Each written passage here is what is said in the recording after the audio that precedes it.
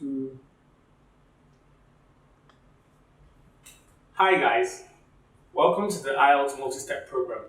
Today we're going to be dealing with the second part of the speaking test called the long turn. The long turn is the most important part of the speaking test, and I'll explain why it is the most important part.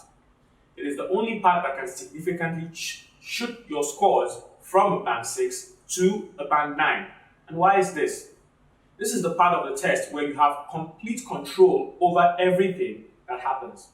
The examiner gives you a cue card, gives you 1 minute to prepare what you're going to say. You're even given the opportunity to put down notes on what you're going to say. Then you begin your speech whichever way you choose to, and you end it however you choose to. So you see that power is in your hands in this part. You have complete control over the whole process, and it is expected that you put your best foot forward. How do you do that? In this video, I will be sharing 4 powerful tips that would make you give the best showing that you can give in the IELTS test. Your best showing has one purpose only: to move you to a band 9. A band 9 is possible if you follow these tips. So let's begin. The first thing you want to note when you're given the cue card is interpreting the question. A lot of candidates find it very difficult to interpret the cue card given to them perfectly. And the challenge comes from this. I'll read out a sample of an IELTS Speaking Part 2 question, and I'll also put it up on the screen so you can follow through with what I am reading. You're given a question that sounds this way. Describe a favorite teacher that you had in your childhood who had significant influence on your life. Describe a favorite teacher that you had in your childhood who had significant impact on your life. Now, that sentence is followed by 4 bullet prompts. The prompts are as follows. You should say who this teacher was, what subject this teacher taught you, what made this teacher have influence in your life, and explain why this teacher is your favorite teacher. I'll take those again. You should say who this teacher is or who this teacher was, what subject this teacher taught you, what significant influence or impact this teacher had in your life, and explain why this teacher is your favorite teacher. The last 2 prompts are the ones that are most problematic for most non-native speakers of the English language. In saying the influence or the impact that the teacher had in your life, you would most times have explained why this teacher is your favorite teacher. And a lot of people find it very difficult to separate these 2 prompts. And when they do this, when they don't separate it properly, they end up giving answers to just 3 prompts instead of 4. The most important thing that you need to know for this task too is your response. Your response must align with each prompt that has been stated in your cue card. If you give a 1 minute to 2 minute talk without answering every prompt that has been outlined on the cue card, you will not get the maximum scores that will shoot you to that desired band 9. So you need to do what? Interpret the question properly before you start. The second thing that you need to do when you're given a cue card is to take notes. Now this sounds very funny because I have a lot of candidates who are quite intelligent and they take the test. The trap that intelligent people fall into is to assume that they do not need to prepare or to make an outline before responding to a speaking question. This is the fallacy. If you do this, you are definitely going to end up answering a question where you get stuck in one of the prompts. Make an outline for your answers before you start. Irrespective of if the question that is asked or if the cue card is asking you a question about something that you discussed that morning before stepping into the exam hall. Always make an outline before you start answering a question in the part 2 of the speaking test. And how do you make your outline? The most important tip that you need to note is this. Do not write full sentences. Do not write a complete sentence when you are making an outline or when you're making notes for your speech. For example, the question that's asked, who this teacher was, do not write, my favorite teacher is Mr. Lanry, or my favorite teacher was Mr. Lanry. What will happen when you start responding is that you will read out that sentence, and when you get to the full stop at the end of that sentence, your brain signals to you that you've uttered a complete sentence that has expressed an idea, and you will stop there. So what you should do when you're making your notes is this: write Mr. Lanry, or just write the name Lanry. What happens is that it sinks into your mind and your brain starts providing words, different words, for you to expand that idea. So I'll take that tip again. When you're making your notes, please ensure that your notes are written in single words or phrases, which will be easier for you to expand when you start your talk. After making your notes, the examiner tells you that, are you ready to start? And you either respond in the affirmative or you say, no, you're not ready to start. How do you start your response to the speaking part 2? One thing that you do not want to do is to start abruptly. And how do I mean? The question asks you, describe a favorite teacher who taught you in your childhood who had significant influence or impact on your life. And you start responding by saying, the favorite teacher that I had when I was younger is Mr. Lanry. Do not do this. When you do this, what happens is that the examiner gets the impression that you are in a rush to answer. The examiner gets the impression that you are under pressure to answer.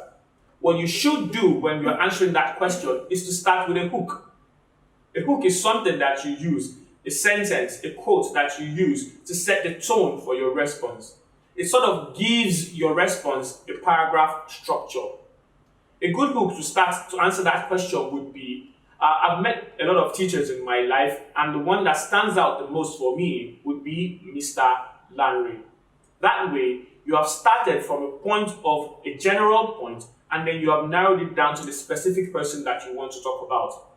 If you're given a question about a shopping mall that you visited, you could start your response with a hook by saying, shopping is a very integral activity that most humans engage in.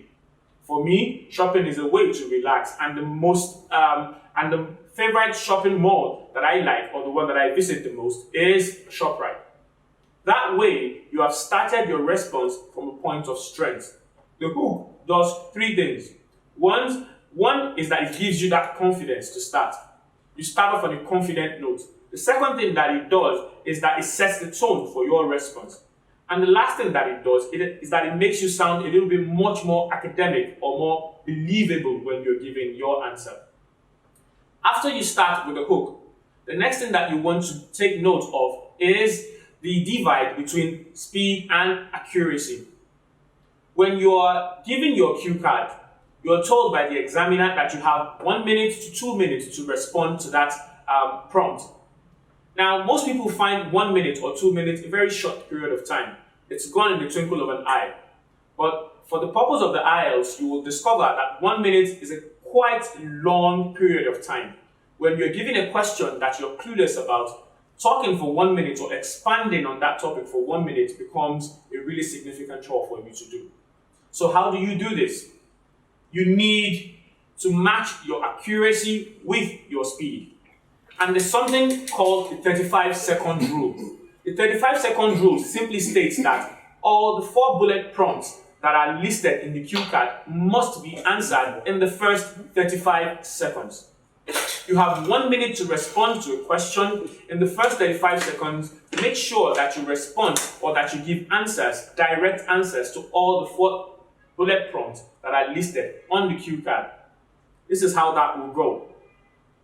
I've had a lot of teachers in my life, but the one that stands out the most is Mr. Lanry. He taught me English language when I was in GSS 3, and I really like him because of his style of teaching. One significant thing that he has done for me is that he increased my love of poetry, and for that I'll always appreciate him. I've answered all the 4 prompts in the shortest time possible. You need to practice and apply this to your responses when you're practicing, so that you will be able to ensure that you meet up all the 4 prompts in the first 35 seconds. This is important because 1 minute might seem like a lot of time, but it isn't a lot of time. If you do not answer the questions in the first 35 seconds, chances are that by the 52nd point, you are still responding to main prompts in the question, and this is a challenge for you. What will happen is that by the time you get to the last second, that's the 60-second mark, you will still be answering questions that you should have covered in the first 35 seconds. If you do not answer all the bullet prompts, no matter how beautiful your speech is, no matter how robust or rich the vocabulary that you use is, you will not get full marks for that question. So as much as possible, you need to apply the 35-second rule when you're answering questions in speaking part 2. Do not make the mistake of expanding each bullet prompt in that first 35 seconds. Do not say, the favorite teacher I had was Mr. Lanre, who was a young man, he was quite funny. You do not need all that when you are answering in that first 35 seconds. List out all the prompts, and then after you do that, you move to the next thing, which is called the pregnant pause. The pregnant pause is when you take a deep breath. After answering all the questions to the point where I explain why Mr. Lanre has been significant in my development, I will take a pause. And then I'll start by picking one prompt out of all the things that I've mentioned to expand. So, I will say the most important reason why I really enjoy or why I really admire Mr. Lanre is that he increased my love of poetry when I was younger. One thing that happened in Mr. Lanre's class that I remember clearly was that he would always bring a book of poetry to class and he would allow us to read it individually. He would call every student and tell them to stand up and read out the poem, and we would all analyze it together. This usually was a time where everybody could bond and share their own opinions. And this is something that really endeared a lot of students to Mr. Lanre. Doing this, I'm expanding just a single point out of all the bullet prompts that I have mentioned. And by the time I keep on expanding this or telling a story, usually you tell a story, telling a story about this prompt, I will be able to get to the 1 minute mark or 2 minute mark without being concerned if I've answered the question or not. Use the pregnant pause and pick up a story from any of the prompts that you mentioned before and expand and talk without any fear of interruption or talk without any fear of feeling if you've answered the question or not. The next thing that you want to do after you do the pregnant pause and you expand your answer is you want to be really careful about how you signpost. Signposting basically just means what the word says. You put up markers for when you are moving to another part of your speech. In natural conversation, we use connectives, we use conjunctions to signpost our responses. The same thing that you are supposed to do when you're responding to the part 2 of the speaking test. When you're signposting, what you should not do is this. You should not use the bullet prompts that are listed on the cue card as your conversation markers. Your response should not go this way. The favorite teacher I had was Mr. Lanre. The subject he taught me was English language. The reason why I like him is because he was friendly. And why I would always remember him is because he taught me poetry. When you do that, what you're telling the examiner is that you're not competent enough. Your language usage is not competent enough to get to that band 9. You need to have your response flow in an articulate and fluent manner. Using those questions on the cue card to serve as your signposting or markers is the wrong thing to do. The right thing to do is to have a speech that naturally flows and dovetails into the next point. If you are concerned about or if you're worried about how to do that, please pause this video and rewind to the response that I gave earlier to see how it could be done. The next thing that you want to do is to close confidently. Your response is 1 minute to 2 minutes. And how do you close confidently? You use something we call a tie back. A tie back is a statement that just easily ties everything that you said in that 1 minute period to the question that has been asked. The question that was asked is this: describe or talk about your favorite teacher who taught you in your childhood and who had significant impact or influence on your life. So after I give my response, my tie back would be, this is why Mr. Lanre remains my favorite teacher. Using that sentence effectively signals that I have concluded that speech and I am at the end of my response. Most times, candidates find it very difficult to conclude because they are looking at the examiner, you're not wearing a watch, and you cannot assess how much time you've spent. So you're looking at the examiner to give you a sign or to use his body language to tell you if you are at the end of your response or not. You do not need to do that. You should not wait for the examiner to stop you before you stop. If you are at the end of your response, use your tie back and close that speech confidently. This will earn you good marks with the examiner. But what happens if you cannot conclude and the examiner interrupts you? A lot of candidates have a problem with being interrupted. And I will tell you this. Interruption is part of the IELTS. It is not an indication of if the examiner is being polite or if you're saying the right thing or not. It only says that the examiner has gotten what he needs to assess your level of language competence and is satisfied with the response that you have given. So if the examiner interrupts you abruptly, what do? You stop. And why and how will you be able to stop confidently? It is if you've applied the 35-second rule.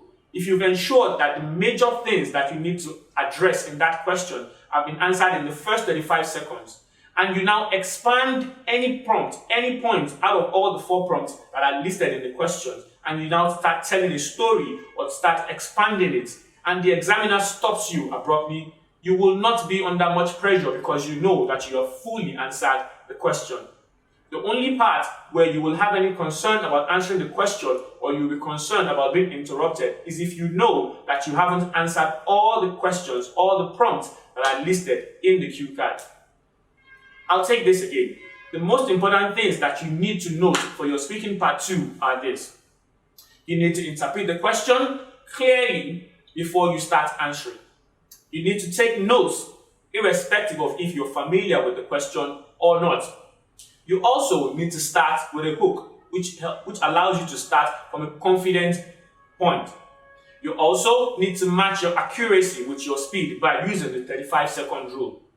When you're done with that, you take a pregnant pause, which signposts to the examiner that you are at the end of that long stretch of speech, and then you're moving on to something else. And finally, you need to close confidently by using the tie back. If you apply these strategies and apply these tips, I can assure you that you will join the ranks of thousands of students who have used this strategy, who have used the IELTS multi-step program, and have been assured or have been able to get a band 9.